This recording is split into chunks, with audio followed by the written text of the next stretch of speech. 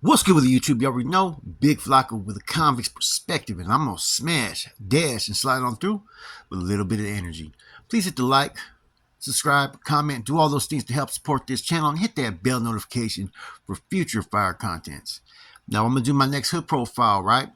This is gonna be on the origins of the 18th Street Gang, right? Now, as you guys already know, 18th Street is a fucking huge hood. It's transnational.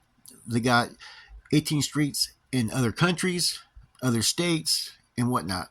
But its origins start during the early years of the 1960s in the Rampart District, MacArthur Park, and all that area right there, where the Harbor Freeway and Santa Monica, right, intersects near 18th Street and Union. It's also known as Pico Union. Now, in this area, as everybody knows, there's a lot of Hondurans, there's a lot of Salvadorians, Nicaraguans. People from South and Central America all pretty much migrate to this community for some reason. As we already know, the MS-13 also have a presence in this same area. Now, 18th Street was established basically because a lot of these dudes used to associate with Clanton Street, which was known as Clanton 14.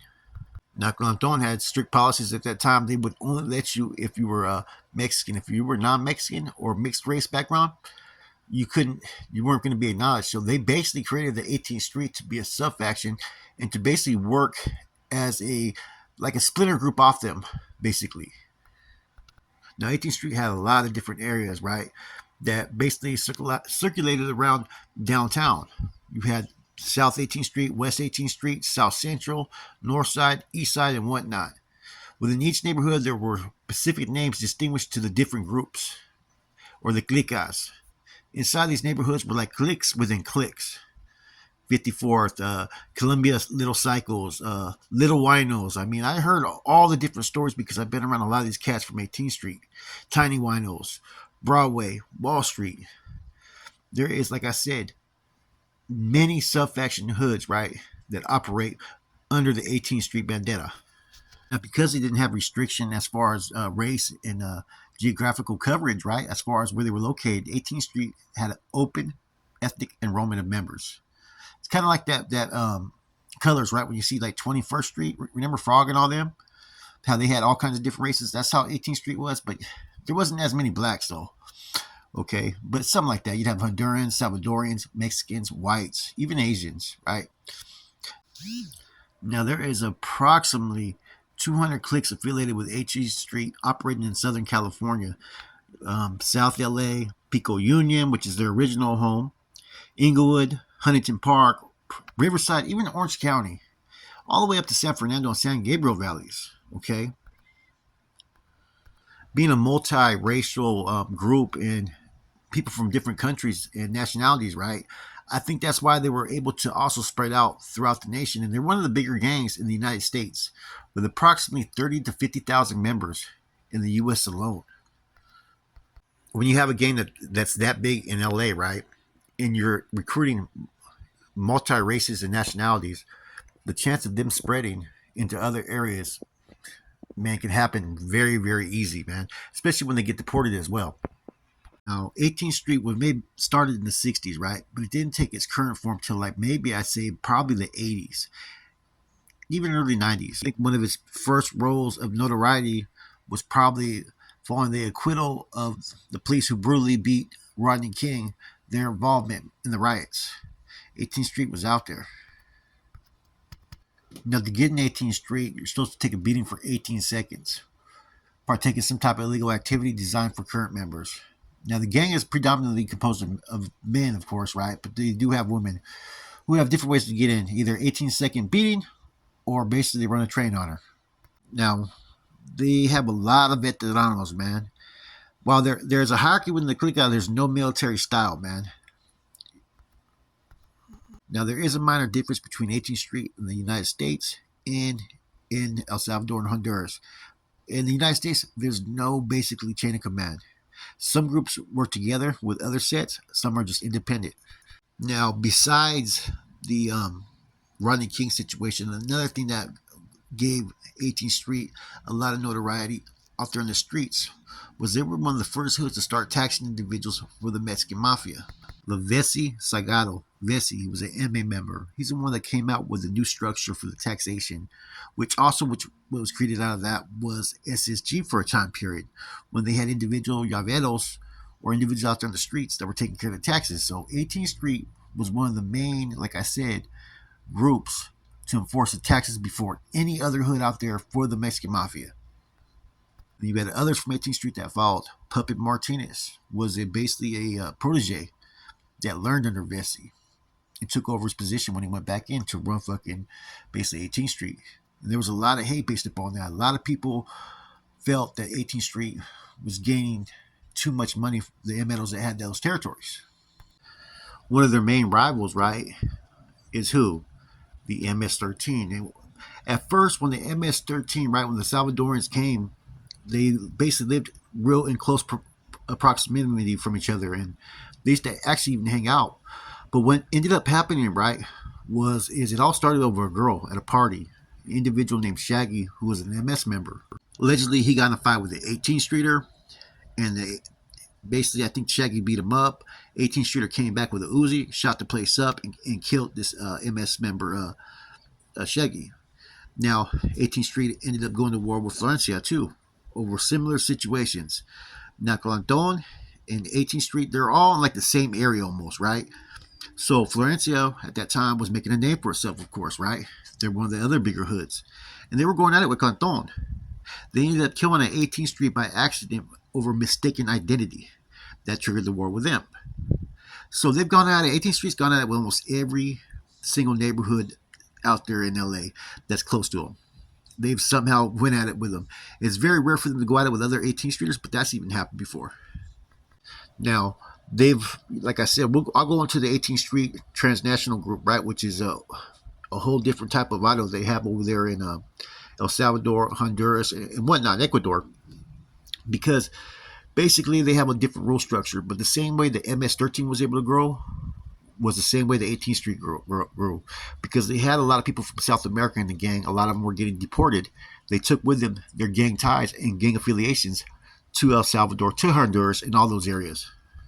Now, the big difference between 18th Street and MS-13 is MS-13 was mainly those that were Salvadorian, believe it or not. But they have recruited other races as well, Mexican. But in the beginning, they were primarily Salvadorians. Now, 18th Street has people of all different ethnicities, nationalities, and whatnot.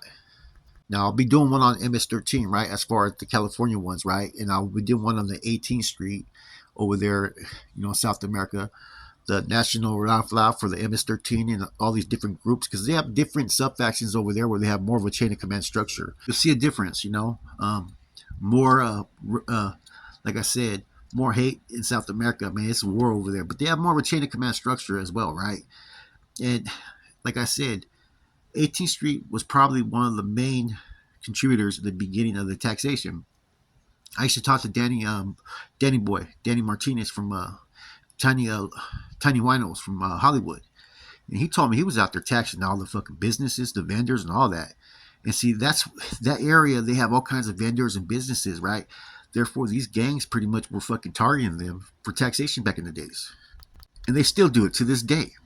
Now, in 2008, 18th Street was the first ever gang to be fucking sued by the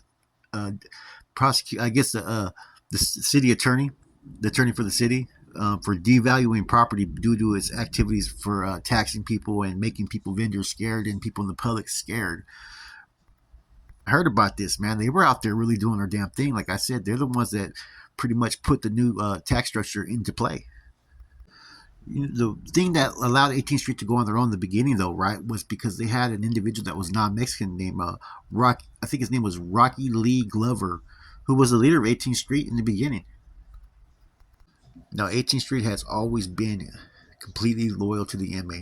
They've had little issues, of course, right? There's certain people who wanted to basically fight back against certain taxation or certain rules that MA was enforcing because of the influential members within 18th Street that were Mexican Mafia members. But eventually, it all just gets pretty much fucking meted out, man. And like I said, they can go through a 10-year period, right? And they'll be known to be responsible for like over 300 murders within a 10-year period. That's a lot. You know, a gang like that, 300 murders. That's like 30 murders a year just in the LA area. Now, in the United States, they're all over the place, and a lot of them are more loyal that are outside of California to the individuals over there in El Salvador and Honduras and all those areas. You know, and they are bigger than the MS-13. But the MS-13 are the ones that are getting a lot of momentum, but they're also getting a lot of attention. And so, not all attention is good. So when you hear about all these indictments towards MS-13, all they're doing is getting locked up, and then they're sending new soldiers over every fucking day, man. You know, the deportation of 18th Street and MS-13 members was based upon they had a lot of South Americans and Central Americans in their gang. Therefore, a lot of them were not here legally. Therefore, the United States had this great fucking idea. Oh, let's deport these guys over there back to their countries. All they did was fucking give birth to gangs over there, and then those people that are learning about the gang lifestyle over there brought them and spread out all throughout the fucking country. There was a time, I think around 1997 or 98, where you had Termite, right, who no longer wanted to pay taxes to the Mexican Mafia. And there was an internal conflict based upon that. There were several meetings on 6th and Alvarado about how they were going to deal with these issues. Puppet was still in charge, but eventually he got indicted. There's also a time period when the 18th Street was also green lighted for a lot of renegade and greedy moves, and a lot of that was associated with the SSG push. When them being the first ones to enforce the taxation, a lot of them started to fucking think that they could do this for themselves out there, believe it or not. Well, the 18th Street's still pushing hard, and I mean, they got so many hoods, it would take a whole year to break down every hood that they have, believe it or not, man. And like I said, they've been involved in indictments, affiliations with the big homies, right? Affiliations with the cartels across the border. And the one thing about 18th Street, I'll say this: they are the biggest street gang by far in the United States. And I really think if they wanted to, they could be an independent gang behind the walls as well. They really could. They're that fucking deep everywhere, right? In California alone, I think there's what 16,000. I mean, there's not that many more North Daniels than that currently. I mean, that's a lot. 16,000 is a big fucking group right there, right? And I think that type of group could hold its own if they wanted to. But they most definitely are committed to the Trece and under the MS Bandera. Anyway, so I hope you guys like this, man. I want to do more. I want to, like I said, I want to mix it up. I want to have some hoods from down south, upstaters, the valley, out of state. So, like I said, man, reach out to me on IG or reach out to me through Gmail, Broken Dreams episode at gmail.com. With that said, it's your boy Flacco. Hope you guys enjoyed this. I'm out. Man, shouts out to Walter, man, Shotgun, man, as well as Danny Boy, man. Good vatos I met right there, man. Won't ever forget when we were drinking back in the days when it was my birthday. And right there in Corcoran Shoot, man. I just wanted to say that real quick before I end this, man. I'm out.